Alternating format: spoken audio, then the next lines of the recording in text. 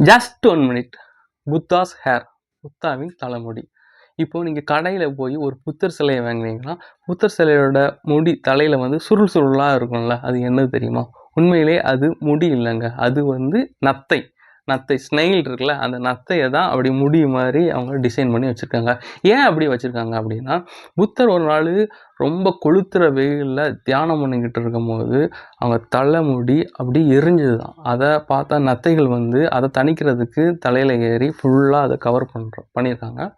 அதனால் புத்தருக்கு அந்த எரிகிறது கம்மியாகி ரொம்ப நேரம் புத்தரால் தியானம் பண்ண முடிஞ்சுது அப்படின்னு ஒரு கதை சொல்கிறாங்க.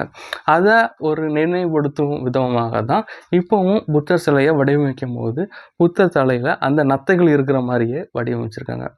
இனிமேலும் கடையில் போய் அந்த புத்தர் சிலையை நீங்கள் பார்த்தீங்கன்னா தலையில் இருக்க டிசைன் வந்து உண்மையிலே நத்தைகள் தாங்க. Thank you friends.